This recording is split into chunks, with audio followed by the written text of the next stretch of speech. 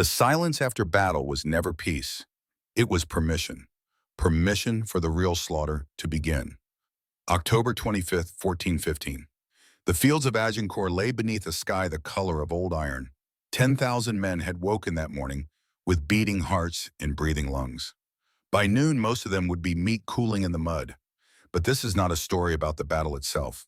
History has told that story 1,000 times, polished it until it gleams like the armor in museum cases.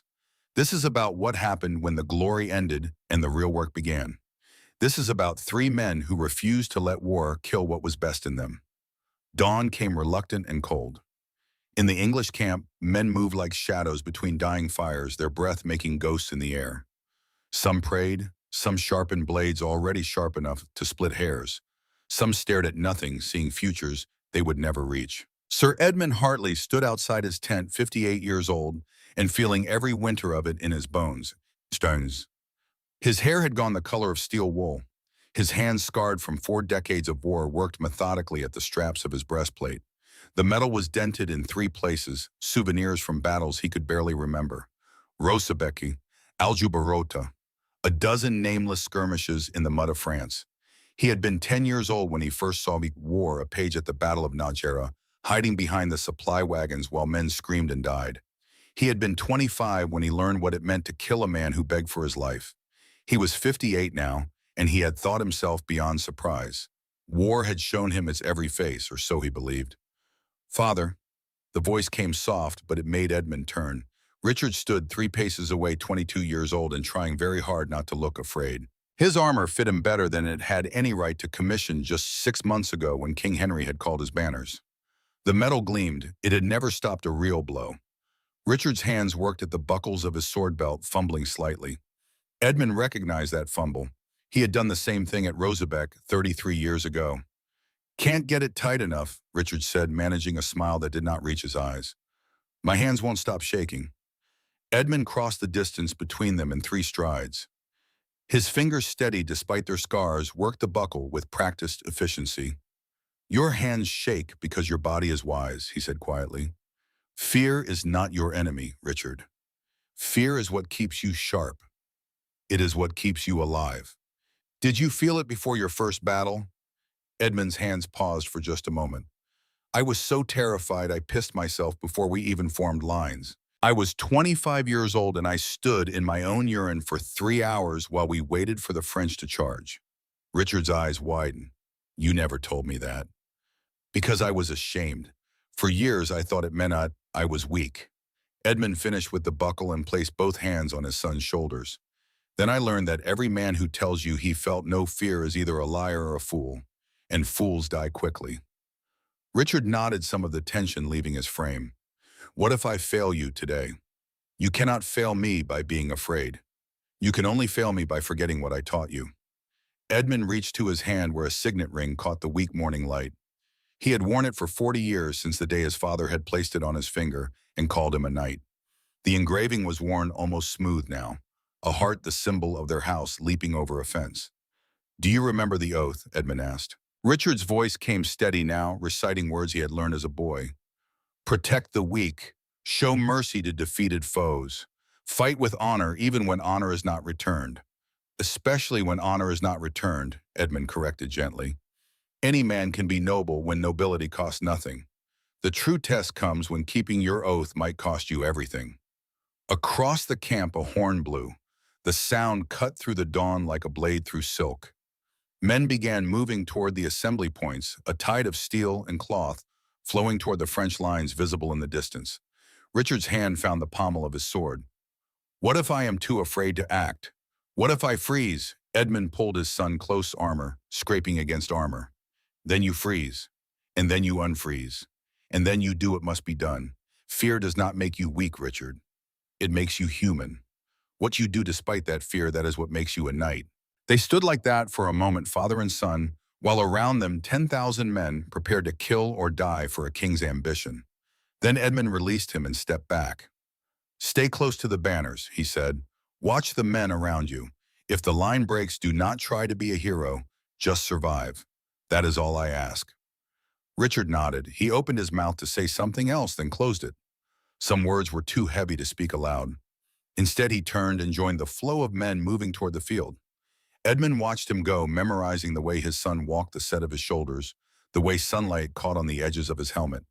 A terrible certainty settled in his chest. This would not be like the songs. This would not be glorious. But he did not know, not yet, just how far from glory it would fall. The battle itself lasted 4 hours. In those 4 hours, the world contracted to the width of a shield, the length of a sword arm, the space between one breath and the next. Edmund fought in the center line, his legs screaming where an old wound had never quite healed right.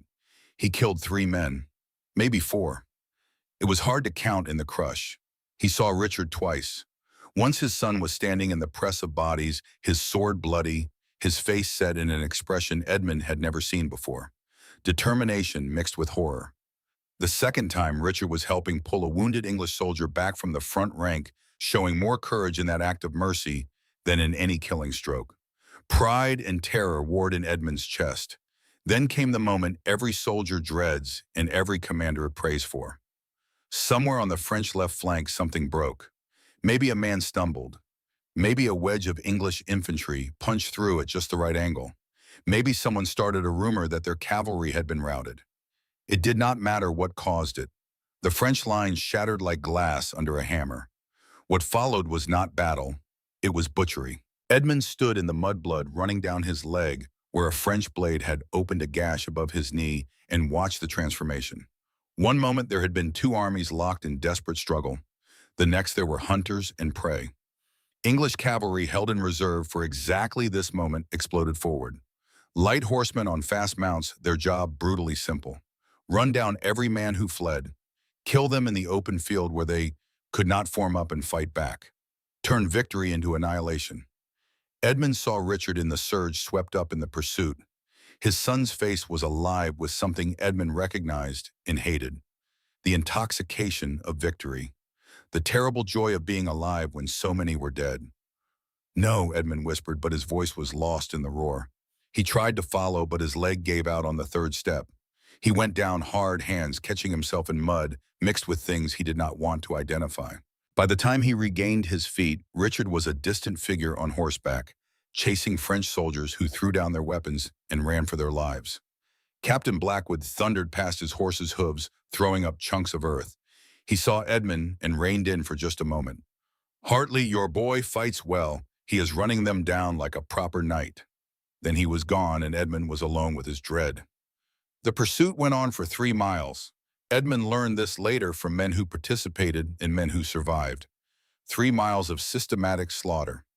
French soldiers who had fought bravely in the line were cut down from behind as they ran. Boys who had never wanted to be soldiers were trampled under hooves. Men who tried to surrender were killed anyway because stopping to take prisoners would slow the chase. It was efficient. It was doctrine. It was murder dressed in the colors of war. When Richard returned an hour later, his sword was red to the hilt. He rode past Edmund without seeming to see him, his eyes focused on something in the distance, or perhaps on nothing at all. Edmund called his name. Richard did not respond. The killing ground stretched in every direction, now a landscape of the dead and dying. English soldiers moved among the fallen, checking bodies, finishing wounded enemies, looking for anything valuable enough to claim. The work was methodical, professional. Edmund had seen it before at Rosebecki or at Aljubarrota at a dozen smaller fights. The aftermath always looked the same, but he had never had to explain it to his son before. Edmund found Richard an hour later standing beside his horse staring at his hands. The sword lay on the ground beside him. He had tried to clean it, but blood had dried in the fuller, in the crossguard, in the wire wrapping of the grip. Richard, his son did not look up. There was a boy, French, maybe 16. He threw down his spear and ran. I chased him. Richard's voice was flat, empty of inflection. I caught him at the edge of the tree line. He fell. He was crying. He put up his hands and said something in French. I think he was begging. Edmund's chest tightened. He knew what came next. Captain Blackwood rode up beside me. He said, "Finish him or I will." He said, "We cannot leave enemies behind to reform and attack us again." He said it was doctrine. Richard finally looked at Edmund, and his eyes were the eyes of a man twice his age. So I did nothing, and Blackwood put his lance through the boy's chest. And the boy died looking at me, asking me why. The silence between them was a physical thing heavy as stone. Father, you taught me to show mercy to defeated foes. You taught me that honor matters even in war. You taught me that we are better than animals because we can choose to be merciful. Richard's voice cracked. Where was the mercy? Where was the honor? That boy was defeated. He had surrendered. And we killed him anyway. Edmund wanted to say something wise, something that would make sense of it, something that would return the certainty to his son's eyes. But the words would not come, because Richard was right. There had been no mercy. There had been no honor. There had only been the logic of war, cold and brutal and undeniable. I do not know, Edmund said finally, and the admission felt like pulling out his own teeth. I do not know where the honor was. Richard turned away. Then what was the point of everything you taught me? Edmund had no answer. In 58 years of war, he had never felt more like a failure. The sun was setting now, painting the battlefield in shades of copper and rust. Shadows lengthened across the dead, and in those shadows, movement began. Not from the fallen, but from the edges of the killing ground. People emerging from tree lines and distant farms drawn by the terrible gravity of what had happened here. Edmund saw them and felt a new kind of dread. The carrion eaters were coming, but first came the mercy. Father William appeared like a ghost materializing from smoke. One moment the field was empty, save for corpses. The next he was there kneeling beside a French soldier whose leg had been severed at the knee. The priest's hands moved with practiced efficiency, tying a tourniquet, offering water from a skin, murmuring prayers in Latin. Edmund had known William for 33 years, since Rosabiki, since the day William had dragged him from beneath a dead horse and probably saved his life. Back then, William had been a warrior like any other, young and strong and certain of his righteousness. Then had come the siege of Limoges in 1370, where English soldiers had massacred 3,000 civilians in the name of putting down rebellion. William had been there. William had seen what men could do when all restraint was removed. 6 months later, he had laid down his sword and taken vows. Now he was 68 years old, his back bent, his hair white as winter clouds, but his eyes were still the eyes Edmund remembered, clear and uncompromising. Edmund, William said without looking up from his patient, you are wounded. It is nothing. Your leg is bleeding through your breeches. Sit down before you fall down. William finished with the tourniquet and moved to the next body. This one was already dead. He made the sign of the cross anyway. Edmund limped over and lowered himself to the ground with a grunt. You should not be out here alone, William. There are still armed men on this field. Then I suppose I should pray they remember their catechism. William moved to another body, French young, a wound in his side that would kill him slowly. The priest produced a small blade from his robes, thin and needle-sharp, a mercy blade. Edmund looked away. You cannot watch, William asked quietly. I have watched enough for one lifetime. Then you understand why I cannot stop. The priest positioned the blade carefully, finding the gap in the young soldier's armor at the base of the skull. Close your eyes, boy. God will be gentle. A single thrust, a shudder, then stillness. William cleaned the blade on the dead man's surcoat and moved to the next. Edmund forced himself to watch this time, to bear witness. The priest repeated the process, efficient and terrible and kind. After the third, Edmund spoke. Is it truly mercy, William, or is it simply convenient? The priest paused, his blade hovering above a French knight whose breathing came in wet, rattling gasps. What do you mean, William? I mean, would we offer this mercy if we had the resources to save them? If we had surgeons and supplies and time? Or do we kill them because keeping them alive would be expensive and difficult and risky? William's hand did not waver. Both things can be true, Edmund.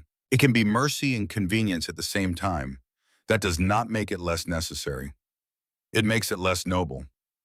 I stopped caring about nobility 30 years ago. I care about reducing suffering. If that is not noble enough for you, then I am sorry. William made the thrust. Another life ended. Another soul sent to whatever judgment awaited. Edmund watched 5 more mercy killings before he spoke again. My son saw things today. Things I cannot explain to him. Things that break the code I taught him. What code? Honor, mercy, protecting the defeated. William sat back on his heels and finally looked at Edmund fully. And you think war ever truly had room for those things, or did you just teach him a beautiful lie to make the killing easier to bear? The words hit harder than any blade. It was not a lie. Was it not? William gestured to the field around them. Look, Edmund, look at what victory actually is. Thousands dead, thousands more dying slowly. Men who surrendered killed anyway because they were inconvenient. And now, because we cannot care for the enemy wounded, and because they might somehow recover and fight us again, we walk among them with knives and end them like putting down lame horses. You are the one doing the ending. Yes, because someone must. Because leaving them to die over hours or days in agony serves no purpose except to make us feel less guilty about our unwillingness to help them. William's voice was not angry. It was tired, infinitely tired. I am a priest, Edmund. I have dedicated my life to God, and God has seen fit to make my primary duty the efficient killing of helpless men. If you can explain the honor in that, I would very much like to hear it. Edmund had no answer. William stood, his knees cracking. Where is Richard now? I do not know. He rode in the pursuit. He came back changed. They all do. William looked across the darkening field. The first killing is always the hardest. Not the first in battle, the first that feels like murder. That is the one that breaks something inside. How do I help him? You do not. You cannot unbreak what war has broken. You can only stand beside him while he learns to live with the pieces. William picked up his bag. I have 200 more men to see to before full dark. Most will be dead by morning anyway, but I will sit with them regardless. That is the only mercy I have left to give. Presence in the dying. He walked away, and Edmund sat alone among the dead, feeling the weight of 58 years and 4 decades of war pressing down on his shoulders like an iron yoke. He had taught his son a code. Protect the weak. Show mercy to the defeated. Fight with honor. Beautiful words. Noble words. And every single one of them had been a lie. Night fell on Agincourt, and with the darkness came the second wave. If the sweepers with their mercy blades were the angels of death, then the looters were the carrion birds. They came in groups, some from the English camp, some from nearby villages, some professional scavengers who followed armies the way sharks followed ships. They brought knives and sacks and carts. They brought the brutal practicality of people who understood that the dead had no use for their possessions. Edmund watched them work from where he sat, too tired and too heartsick to move. They stripped corpses with the efficiency of men gutting fish. Armor came off first, the valuable steel that could be sold or melted down. Then weapons, then clothing, then anything else of value. Rings, teeth, sometimes just boots if the leather was good. The bodies they left behind were naked and pale, sprawled in undignified positions, robbed of even the dignity of burial shrouds. This too was doctrine. This too was expected. The dead were resources now, nothing more. Edmund saw Richard in the torchlight, standing at the edge of a group of English soldiers who were working over a pile of French dead. His son was not participating, but he was not stopping them either. He just stood there, watching, his face unreadable. A woman moved through the field with the confidence of long practice. She was perhaps 35, wearing the sturdy clothes of a camp follower, her hands already stained dark. She stopped beside a French knight, checked for signs of life with professional efficiency, then began working at the buckles of his breastplate. Edmund knew her type. The wars were full of women like her. Washerwomen, cooks, sutlers, prostitutes, all the people who kept an army fed and clothed and serviced. Most were poor. Most were desperate. Most did what they had to do to survive. This one was faster than most. She had the breastplate off in under a minute, the chain shirt in 2. She was reaching for the man's boots when his hand moved. Not dead.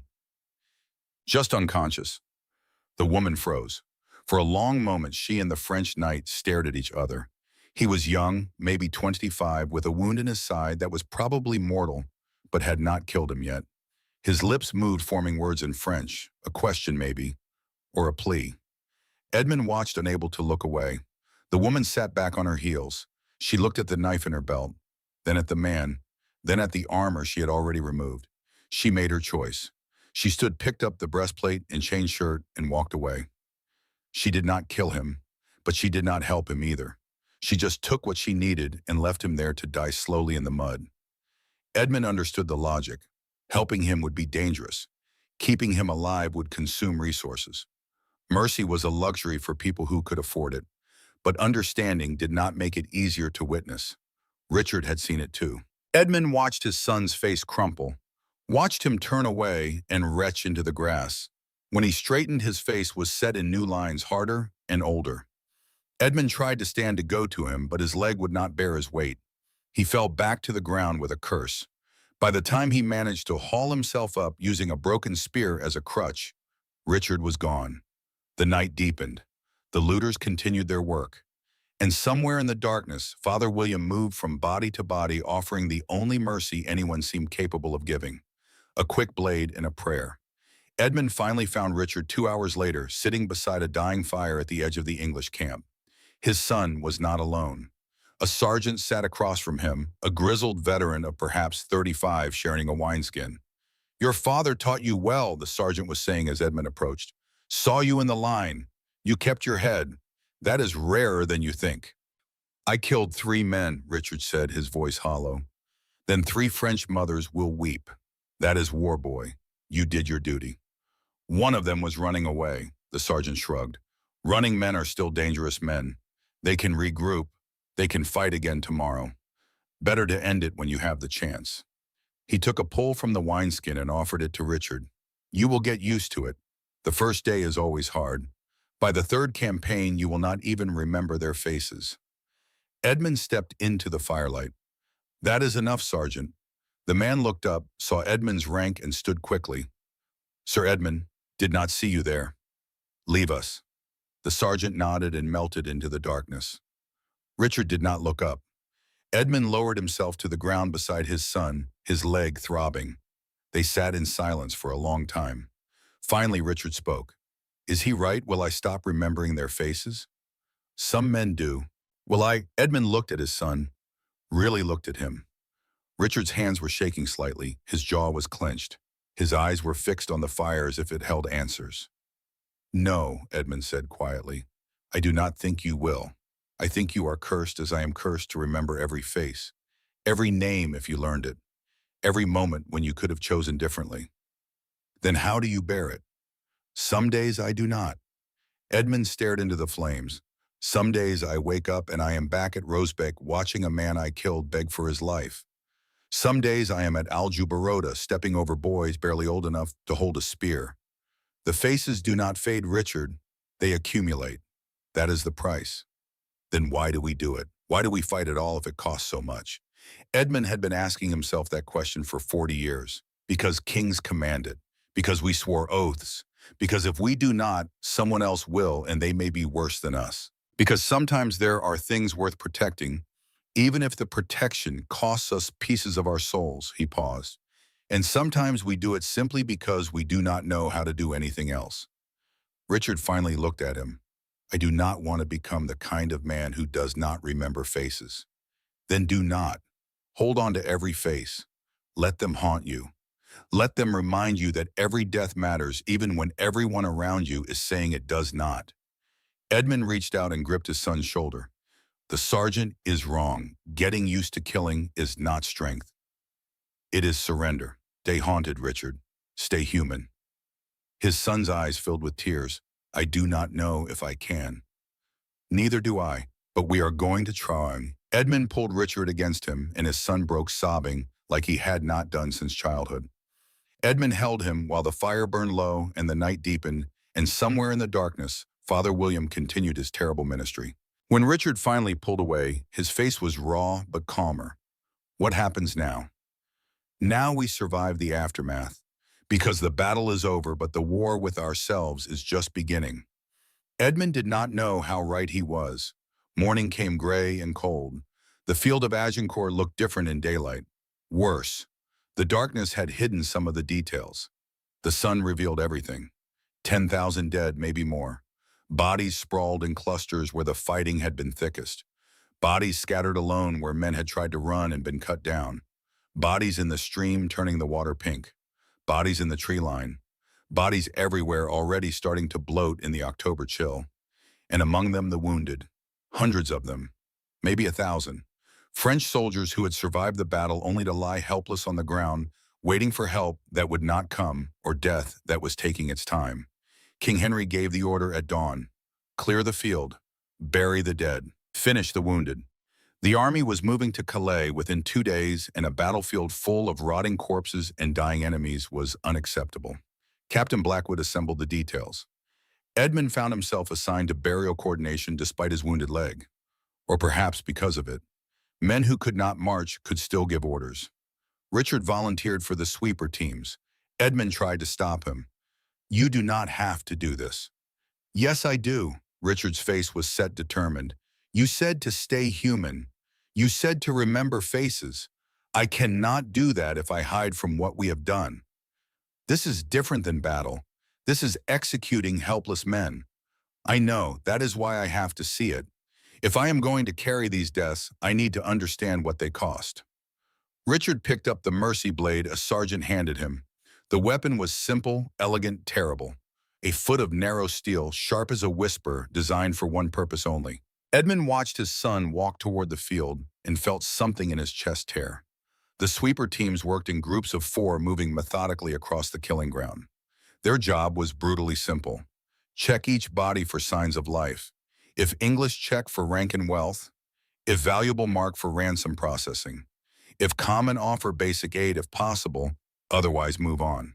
If French, check for wealth. If valuable, mark for ransom. If common, use the blade. Edmund watched from a distance as Richard joined his team. The sergeant from the night before was there along with 2 other veterans. They showed Richard the technique: how to check for breathing without getting close enough to be grabbed, how to identify valuable prisoners by their armor and heraldry, how to make the killing stroke quick and certain. Then they set him loose. The first man Richard approached was French Young, with a belly wound that had his guts spilling into his hands. The soldier saw Richard coming and spoke in rapid French, the words tumbling over each other. Richard did not understand the language, but the tone was clear. Begging. Richard knelt beside him. The sergeant called out, "Check for rings, purses, anything valuable. Then finish him.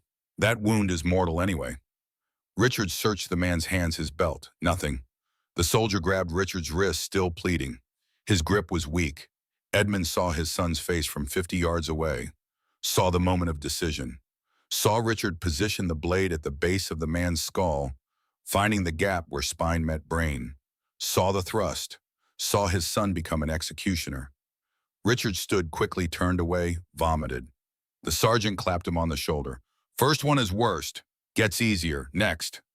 It did not get easier. Edmund watched his son kill 6 more men that morning. Some were unconscious, some begged. One sang delirious with fever, one prayed, one cursed. Richard killed them all with the same mechanical efficiency the sergeant had taught him. After the 7th, Richard sat down in the mud and would not stand up. The sergeant tried to pull him to his feet. Richard shook him off. "I need a moment. We have 200 more to check before noon, no time for moments." "I said I need a moment." Richard's voice was flat, empty. The sergeant looked at Edmund, who had limped closer. Edmund nodded. The sergeant shrugged and moved on with the rest of the team. Edmund sat beside his son in the mud, heedless of his ruined breeches and wounded leg. They sat among the dead and dying, and for a long time neither spoke. Finally, Richard whispered, "One of them looked like you." Edmund said nothing. Same age, same build, same expression. He was calling for his son, over and over, calling for a boy who was probably already dead somewhere on this field. Richard's hands were shaking, and I put a knife in his brain.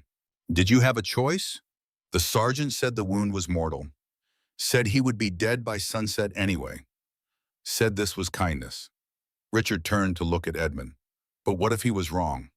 What if that man could have lived? What if his son was alive somewhere and could have found him and gotten him help and brought him home? What if I just murdered a man who could have been saved? You are asking questions that have no answers. No, I am asking questions that have uncomfortable answers. Richard's voice was stronger now, edged with something sharp. The truth is, we do not know if he could have been saved. We do not care to find out, because saving him would be expensive and difficult, and he is French. So we call it mercy, and we call it kindness, and we sleep better at night. Edmund wanted to argue, wanted to defend the practice, wanted to explain the logic that made it necessary. But the words stuck in his throat because everything Richard said was true. Father William said something to me last night, Edmund said instead. He said that mercy and convenience can both be true at the same time, that something can be kind and cruel simultaneously. I think he is right. I think we are doing a terrible thing for compassionate reasons, and I think that makes us monsters, but monsters who weep for what we do. Richard looked at him. Is that supposed to make me feel better? No, it is supposed to make you understand that war does not allow for clean choices, only messy ones. You can refuse to make them, but then someone else will make them for you and they might not weep afterward. So I should keep killing helpless men, because at least I feel bad about it. Yes, Edmund met his son's eyes, because the day you stop feeling bad is the day you become the thing we are fighting against. Stay broken, Richard. Stay human. They sat in silence after that, two broken men in a field of the dead, while around them the work of war continued. By noon, the sweepers had cleared the area closest to the English lines. 300 French dead confirmed, another 100 marked for ransom, wounded but valuable. And among the dead, items of value began to accumulate. The looters came in waves now, no longer furtive but bold in daylight.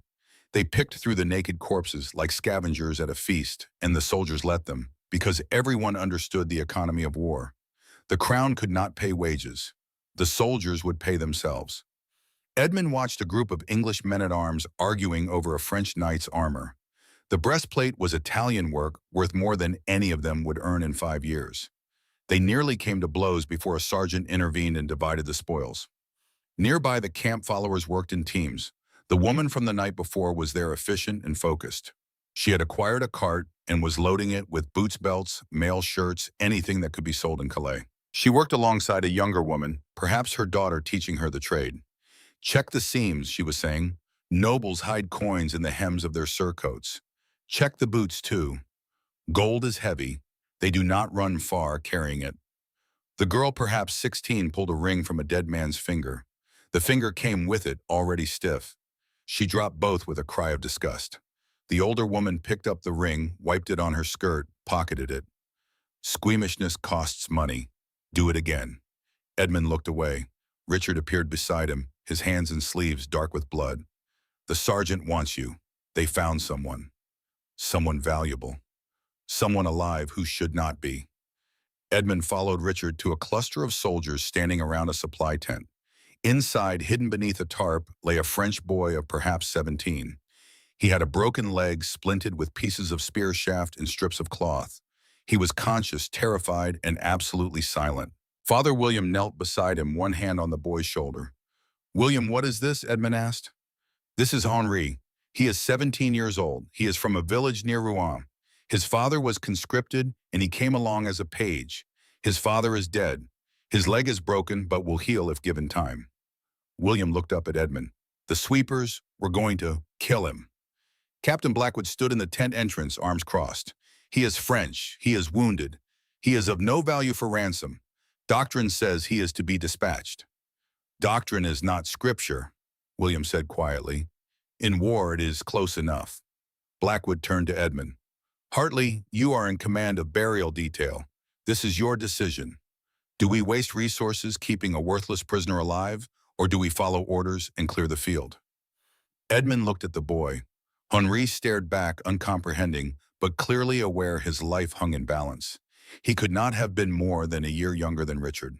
He is a boy, Edmund said. He is an enemy combatant. He is 17 years old with a broken leg. And tomorrow, when that leg heals, he will pick up a spear, and kill English soldiers. Or do you think the French will simply let him go home to his village? Blackwood's voice was not cruel, just pragmatic. We are not running a charity, Hartley. We are running a war. William stood. Then run it without my cooperation. I am staying with this boy. If you want him dead, you will have to kill me too. The tent went silent. Blackwood stared at the old priest, calculating. Edmund could see the thoughts moving behind his eyes.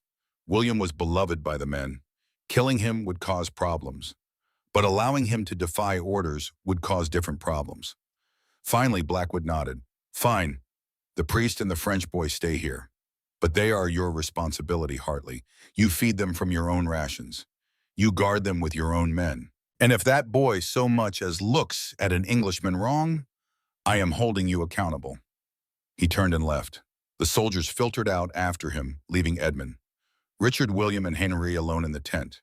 The boy spoke for the first time, his voice barely a whisper. "Merci." William patted his shoulder. "Save your thanks for Edmund. He is the one who did not kill you." "I did not save him," Edmund said. "I just delayed his execution." "Then the delay will have to be enough." William began checking Henry's splint. "I will need bandages, clean water, bread if you can spare it." Edmund looked at Richard. His son was staring at Henry with an expression Edmund could not read. "Richard, can you get those things?" Richard nodded slowly. "Father, can I ask you something?" "Of course. That man this morning, the one who looked like you, the one calling for his son, could we have saved him?" Edmund did not answer immediately. "I do not know. But we did not try. We just killed him." Richard's voice was not accusing, just stating fact. "And now we are saving this boy. What is the difference?"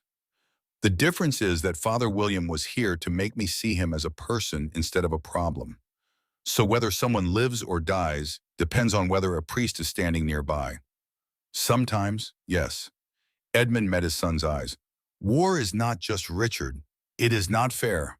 It is not logical. It is a series of moments where we make choices based on who is watching and what we can bear to live with afterward." Richard absorbed this. Then he nodded and left to find supplies. William worked on Henri's splint while Edmund watched. After a moment, the priest spoke without looking up. "You are wondering if this matters. Does it? He is alive. For now, that is enough." William finished his work and sat back. "I have been doing this for 45 years, Edmund, since I left the sword and took the cross. I have saved perhaps 1,000 lives in that time. It is nothing against the tens of thousands I have blessed as they died. But it is not nothing. The sergeant was right, you know. When Henri's leg heals, they will put a spear in his hand and send him against us again. Probably, and maybe he will kill an English soldier. Maybe he will kill your son." William finally looked up. "But that is tomorrow's sin. Today I am keeping a boy alive. I will worry about tomorrow when it comes." Edmund wanted to argue, but his leg was throbbing and his head ached, and he was so tired. Tired of war, tired of death, tired of making choices that had no good answers. "I am going to check the burial details," he said finally. "Call if you need anything." He limped out of the tent and into the afternoon sun. The field stretched before him, and the work continued. Sweepers with their mercy blades, looters with their carts and sacks, soldiers arguing over spoils, and everywhere the dead naked and pale, waiting for the ground to swallow them. This was victory, Edmund thought. This was what winning looked like. He had never felt more like a failure. The afternoon brought new horrors dressed in familiar clothes. Edmund was supervising the digging of burial pits when the prisoner train arrived. 30 French nobles and knights, the valuable ones, the men worth more alive than dead. They had been collected throughout the day, sorted by heralds who checked their heraldry and estimated their ransoms. Captain Blackwood led the group, mounted and proud. At his side, bound but walking, was a man Edmund recognized, Count Bernard de Valois. They had fought against each other 30 years ago at Aljubarrota. Bernard had been 22 then, a newly minted knight, idealistic and brave. Edmund had been 28, already hardened by war, but not yet broken by it. They had crossed swords 3 times during that battle. Neither had managed to kill the other. Afterward, during the peace talks, they had shared wine and discovered they had more in common than either expected. Both were second sons. Both had been forced into military service by family obligation. Both secretly hated the politics that drove men to kill each other over lines on maps. They had promised drunkenly to look each other up if they ever met again in peacetime.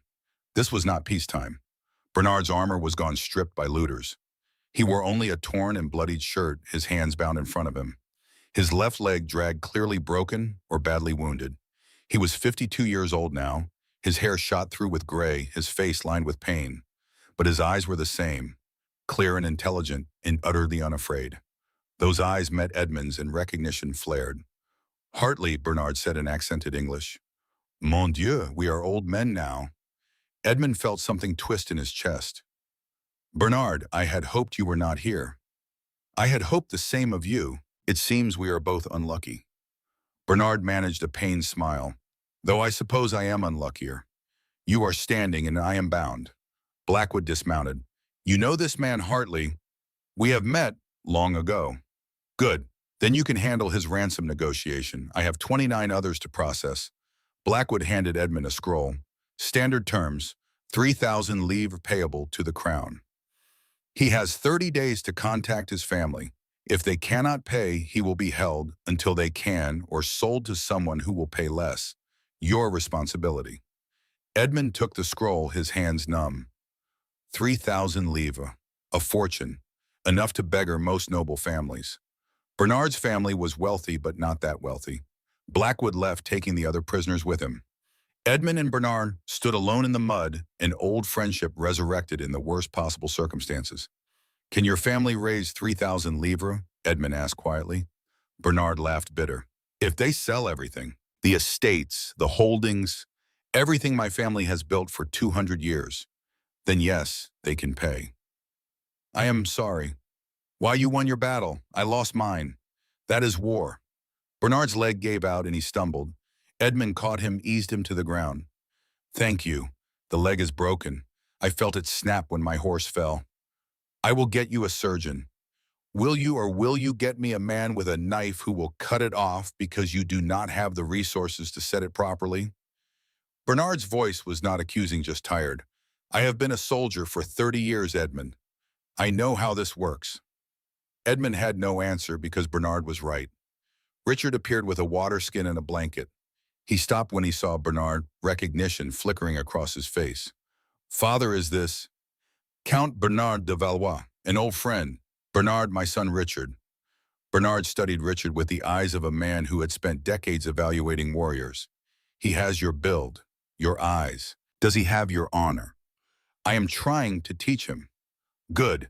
The world needs men with honor, even if it does not reward them for it. Bernard accepted the water skin from Richard with a nod of thanks. He drank deeply, then passed it back. How did you find yourself here, boy? My father serves King Henry, so I serve King Henry. And do you believe in this war? Richard hesitated. Edmund could see him considering a political answer, then discarding it for the truth. No, my lord, I do not believe in any war. Smart boy. It took me 15 years to learn what you already know. Bernard shifted, wincing as his broken leg moved. Your father taught you to fight with honor. He tried. And what did you learn today after your first real battle? Richard's face hardened. I learned that honor is a story we tell ourselves to make the killing bearable. Bernard looked at Edmund. You have raised a realist. I am not sure if I should congratulate you or offer my condolences. I am not sure either, Edmund said.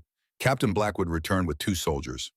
Hartley, we have a situation. The prisoner holding area is full. I need you to house the overflow. That includes your French friend. House them where?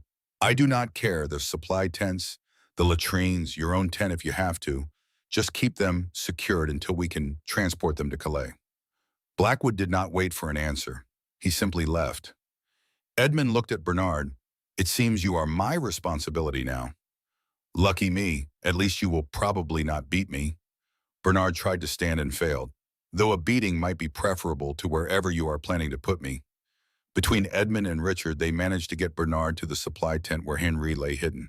The French boy saw Bernard and spoke rapidly in French. Bernard responded, his tone gentle. The boy visibly relaxed. What did you tell him? Edmund asked. That he was safe. That you were a man of honor who would not kill children. Bernard lowered himself to the ground with a groan. I hope I was not lying. You were not. Good. I would hate to have to haunt you when the boy's ghost inevitably comes for revenge. Father William entered the tent, saw Bernard, and his face lit up with surprised joy. Bernard de Valois, I thought you were dead. William, you old bastard. Bernard's laughter was genuine despite his pain. They told me you had taken holy orders. I did not believe it. Believe it. I have been wearing this collar for 40 years. William knelt beside Bernard, examining his leg with practiced hands. This is broken badly. The bone may be shattered. I know. We need to set it properly or you will lose the leg. With what equipment? What supplies? Bernard's voice was gentle. We both know what happens to wounded prisoners in the field, William. Do not pretend otherwise. William's face hardened. I will not let you lose this leg. I do not care what it costs. Edmund left them talking and pulled Richard outside. His son's face was troubled. That man in there, Richard said quietly. Bernard, he seems like a good man. He is, and we are holding him for ransom. We are going to take everything his family owns and leave them destitute, because he lost a battle. Richard's voice was not accusatory, just tired. How is that different from what the looters are doing to the dead? It is not different. It is just more expensive. Then what are we? What does that make us? Edmund had been asking himself that question since dawn. Survivors. That is all anyone is in war. Survivors who make choices we can live with and try not to think too hard about the ones we cannot. Richard shook his head. I do not think I can live with this. You will, because the alternative is to break completely, and I will not let you do that. Edmund gripped his son's shoulder. Stay angry. Stay troubled. Stay awake to the horror of what we are doing. The moment you accept it as normal is the moment you lose the best part of yourself. A commotion across the camp drew their attention. Soldiers were gathering around something, voices raised in alarm. Edmund and Richard moved closer. A man had collapsed, one of the English soldiers.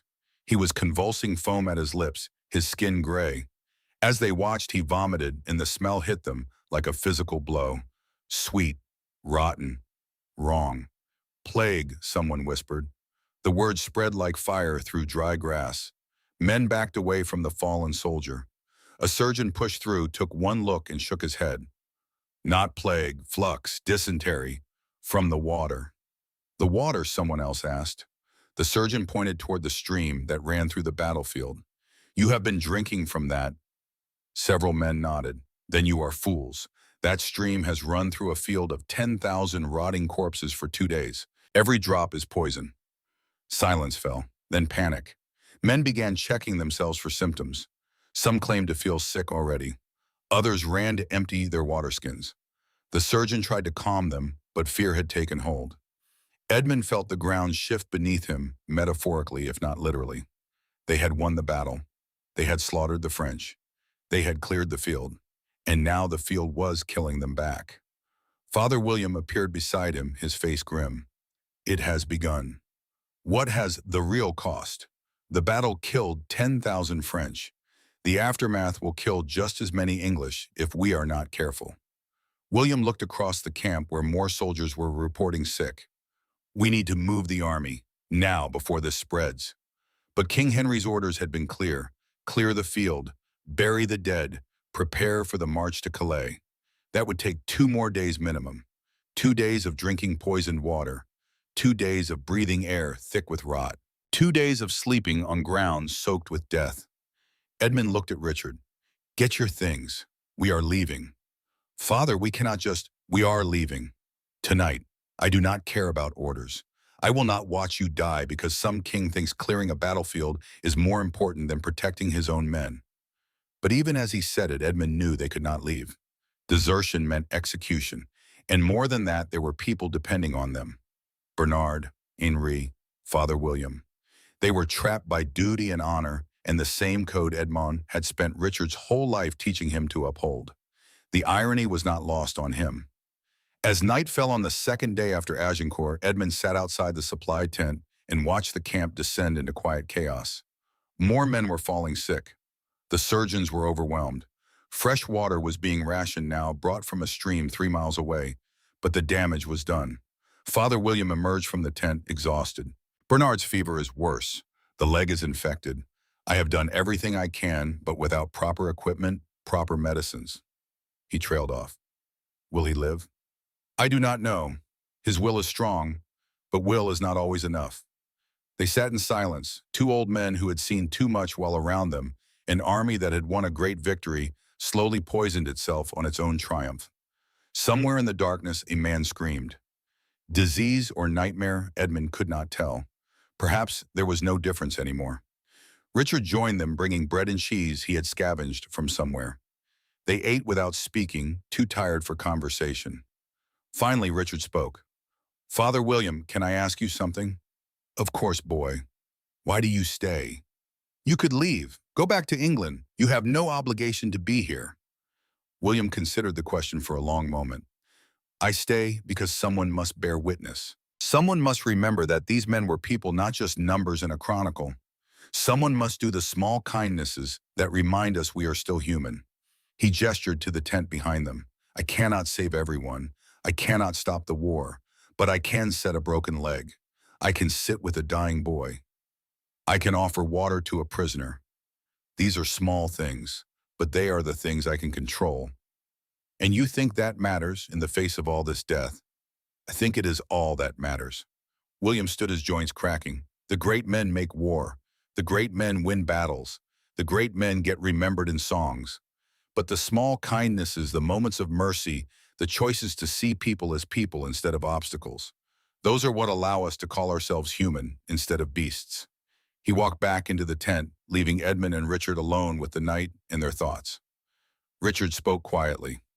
I want to be like him when I am old.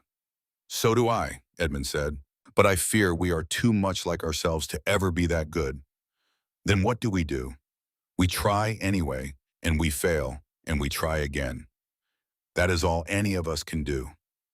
They sat together until the fire burned low and the camp grew quiet around them. Tomorrow would bring more death, more suffering, more impossible choices. But tonight they had kept a boy and a man alive. They had honored an old friendship.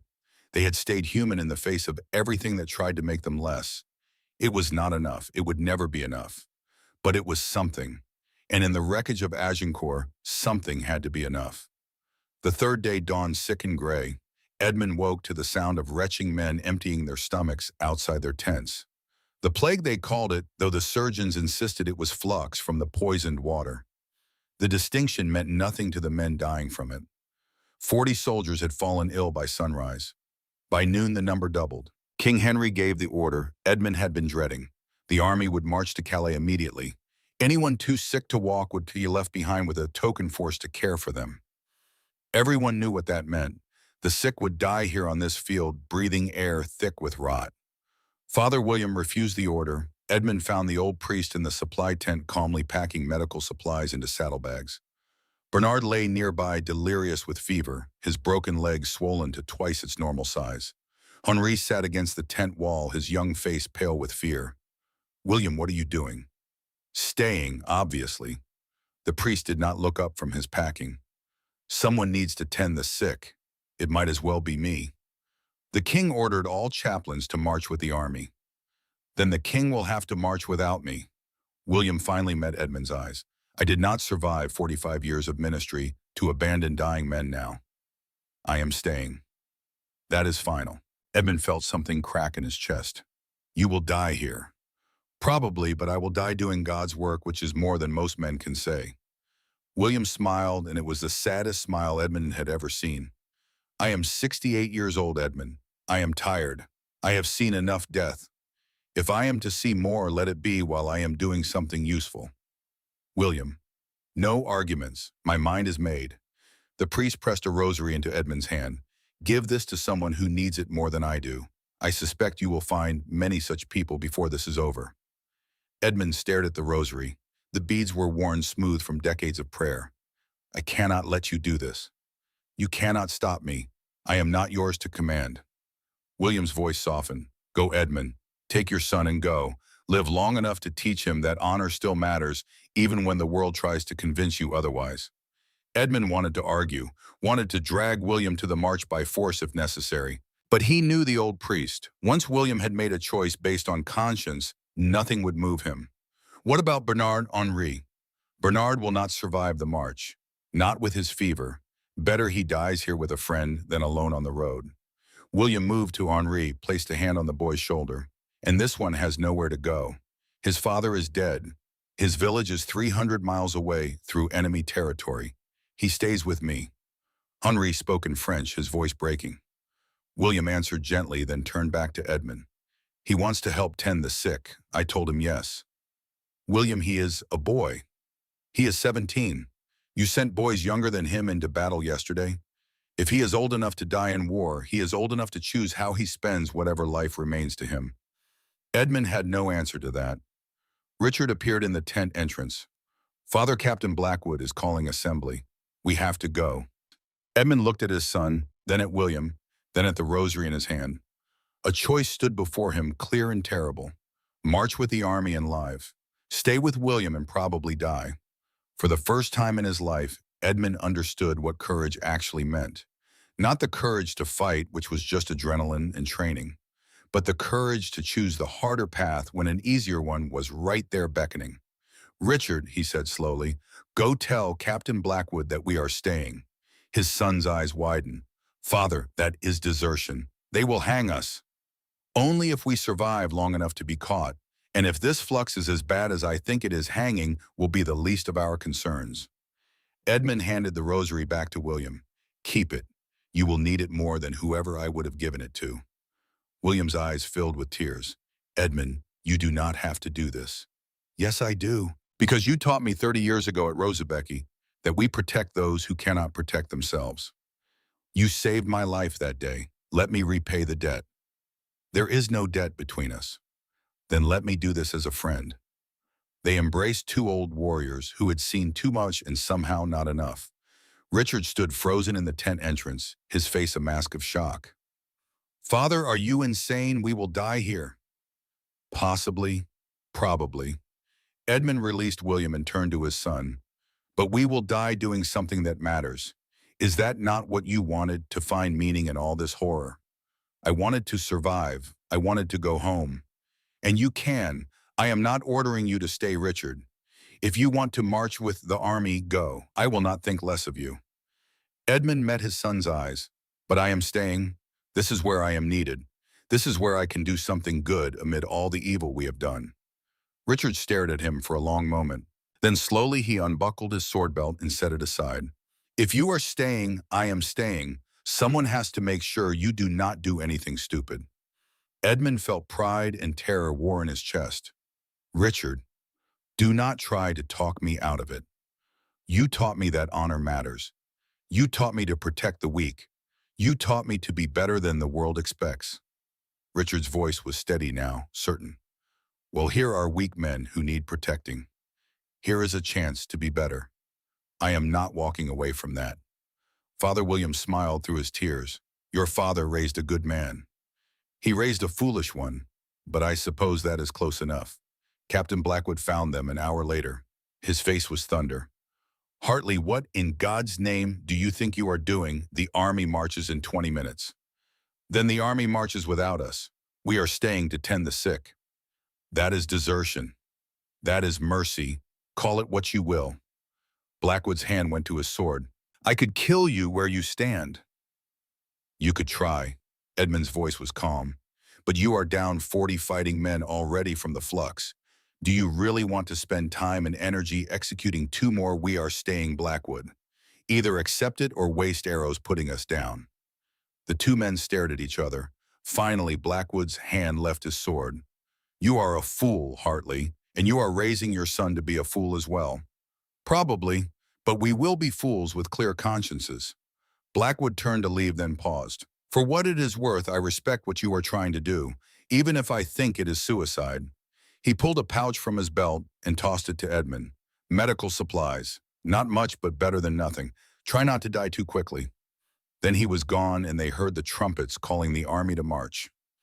Edmund, Richard, Father William, and 3 volunteer nuns formed the rear guard. 47 sick soldiers lay in various states of decline across 4 tents. Bernard de Valois drifted in and out of consciousness, his leg black with infection. Henri moved among the patients, offering water-changing bandages, doing what he could with hands that shook from fear and inexperience. The work was brutal. Men died despite their best efforts. Some quickly, their bodies giving up the fight.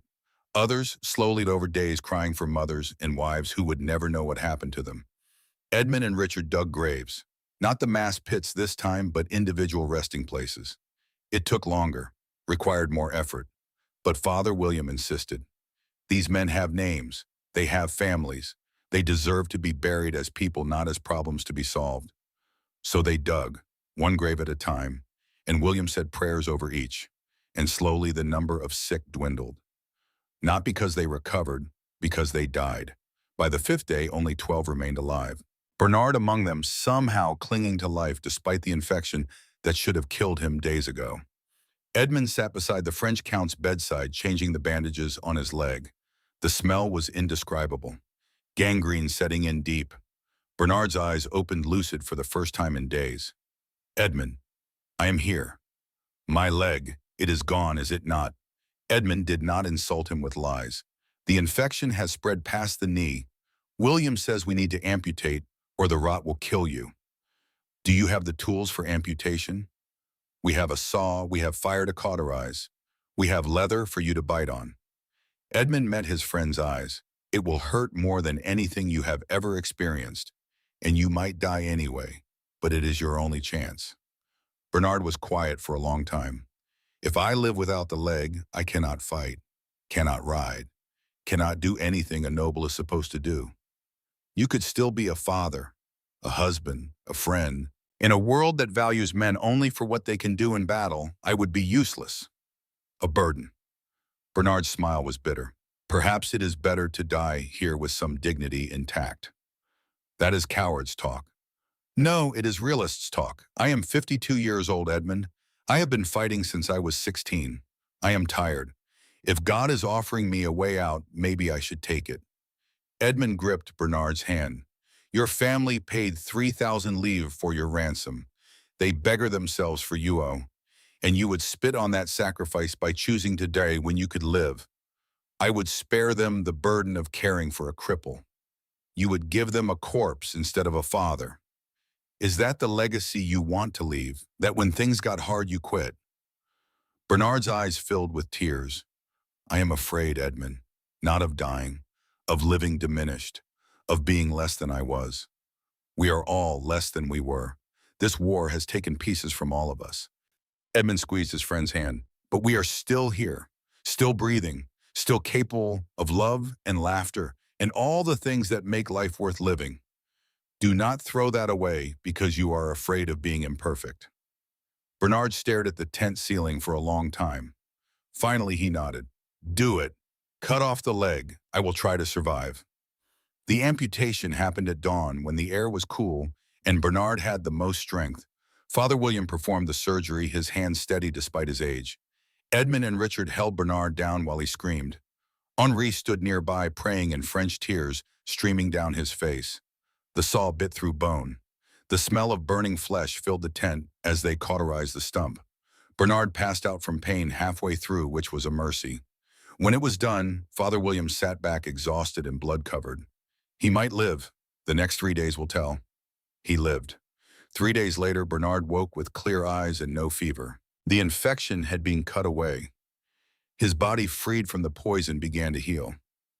How do you feel? Edmund asked. Bernard looked at the space where his leg had been. Like I lost a fight with a very angry saw, but alive. Surprisingly alive. He met Edmund's eyes. Thank you. Thank William. He did the cutting. I will thank him too, but I am thanking you for convincing me to try. Bernard's voice was soft.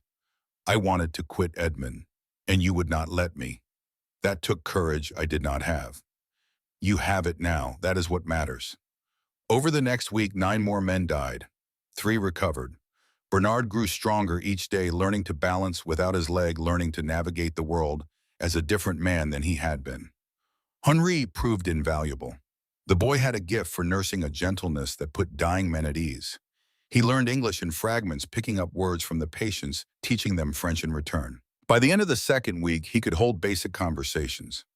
Richard spent most of his time with Henri, the 2 young men forming a friendship despite the language barrier and the fact that they had been trying to kill each other 2 weeks ago. Edmund watched them laugh together over some shared joke and felt something loosen in his chest. Maybe some good could come from this horror after all.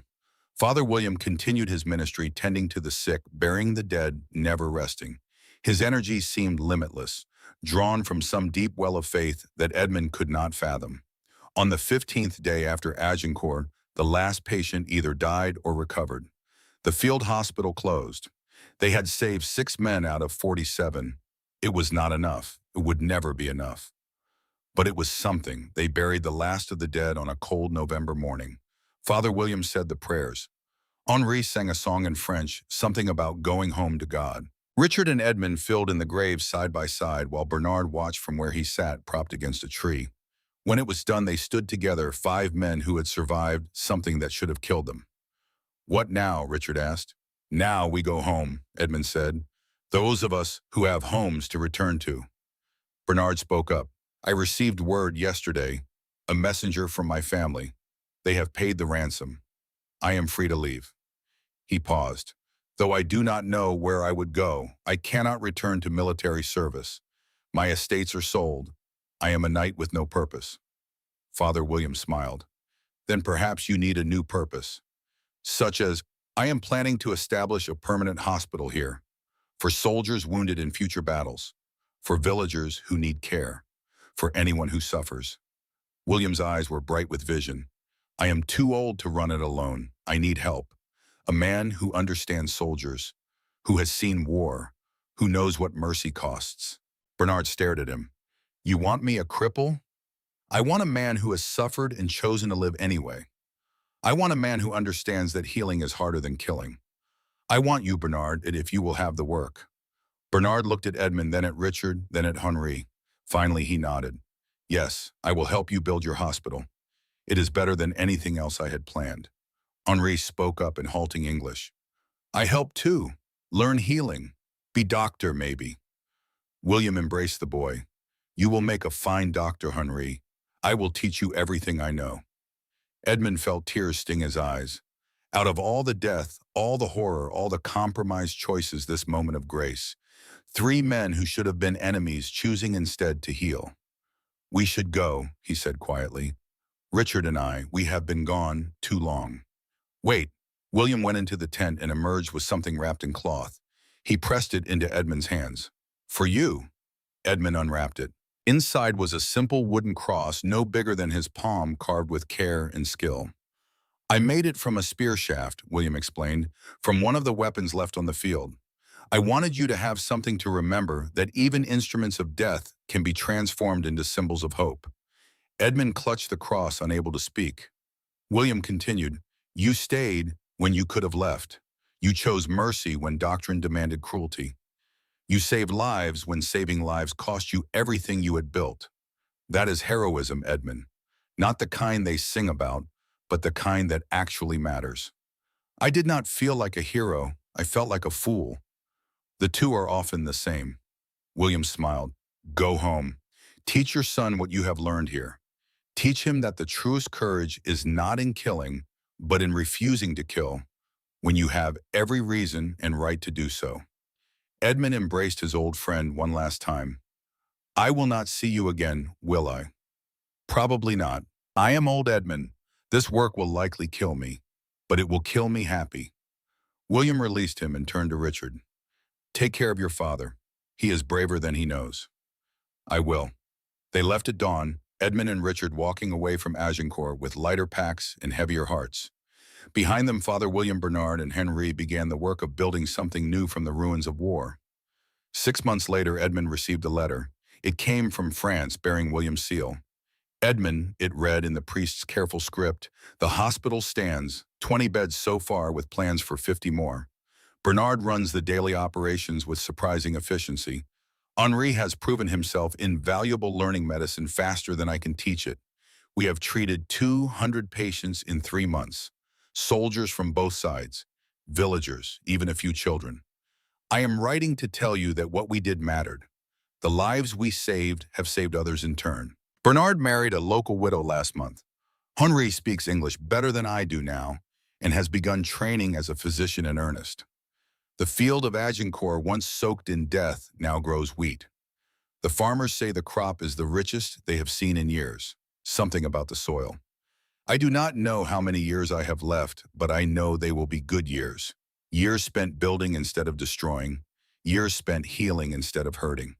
Thank you for staying with me when you had every reason to leave. Thank you for showing me that honor still exists even in the darkest places. Give my love to Richard. Tell him he is a good man and he should be proud of that. Your friend always, William. Edmund read the letter 3 times, then carefully folded it and placed it in his strongbox alongside his father's signet ring and the wooden cross William had given him. Richard found him there staring at the box's contents. "News from France?" his son asked. "Good news for once. William's hospital thrives. Bernard has found a new purpose. Henri is becoming a doctor. I am glad. They deserve good endings." Edmund looked at his son. Richard was 23 now, a year older, and decades wiser than the boy who had ridden to Agincourt. He would never be innocent again. War had stolen that, but he was still good, still capable of mercy, still human despite everything that had tried to make him less. "What will you do now?" Edmund asked. "The king will call his banners again eventually. Will you answer?" Richard was quiet for a long time. "I do not know. I know I cannot go back to believing war is glorious. I know I cannot unsee what I saw. But I also know that if good men refuse to fight, then only bad men will shape the world." He looked at his father. "What should I do?" "I cannot tell you that. I can only tell you what I learned." Edmund picked up the wooden cross. "I learned that the measure of a man is not how well he kills, but what he protects when the killing is done. I learned that honor is not about winning. It is about what you refuse to compromise, even when compromising would be easier. And if I am called to war again, then go if you must, but go with eyes open. Go knowing that war is not glory. It is horror with a banner on top. And if you find yourself in that horror, look for the moments where you can choose mercy, choose compassion, choose to see the enemy as human, even when doctrine says they are just obstacles to eliminate." Richard nodded slowly. "And if I fail, if the horror breaks me, then you let it break you. And then you put yourself back together piece by piece, and you try again. That is all any of us can do." They sat together in comfortable silence, father and son, two men bound by blood and battle, and the knowledge that they had seen the worst of humanity and somehow not been destroyed by it. Outside, spring was coming to England. The fields were greening. Life was returning after winter's death. And somewhere in France, on a field where 10,000 men had died, a hospital stood. A monument to the idea that even in war's aftermath, healing was possible. Edmund thought about the boy Richard had watched die in the pursuit. The men Richard had mercy killed with shaking hands. The choices that had no good answers. The compromises that had cost pieces of his son's soul. Then he thought about Henri alive because they had refused to kill him. About Bernard alive because they had chosen amputation over execution. About the 6 soldiers who had recovered because Edmund and Richard had stayed when they could have left. The scales would never balance. The good would never outweigh the bad. But the good was still there, still real, still worth fighting for. "Come," Edmund said, standing and offering his hand to his son. "Your mother will be wondering where we are. And I promised her I would bring you home safely." "You did bring me home safely." "No, I brought you home changed, but alive. That will have to be enough." They walked out together, leaving the strongbox open behind them. Inside, the wooden cross caught the afternoon light, transforming a fragment of war into something that could almost be called beautiful. It was not much, it was not enough. But it was something. And after Agincourt, something was all anyone could hope for. The end. In the archives of a monastery in northern France, there exists a chronicle written in Father William's hand. It was discovered in 1847 during renovations hidden behind a loose stone. The entry for October 1415 reads, "I witnessed 10,000 dead at Agincourt. I witnessed systematic murder disguised as mercy. I witnessed looting cruelty and every sin man is capable of committing. But I also witnessed 3 men who refused to let war kill what was best in them. Sir Edmund Hartley, who stayed when he could have left. Richard Hartley, who chose compassion when cruelty would have been easier. And young Henri of Rouen, who chose to heal the men who had killed his father. These men will never be remembered in the great chronicles. No bards will sing of them. No kings will honor them. But they changed the world in ways the great men never could. They built a hospital that will outlive them. They saved lives that will save other lives. They proved that even in hell, humanity can survive. That is worth recording. That is worth remembering." The hospital Father William founded operated for 40 years, closing only in 1456 when the last of its founders had died.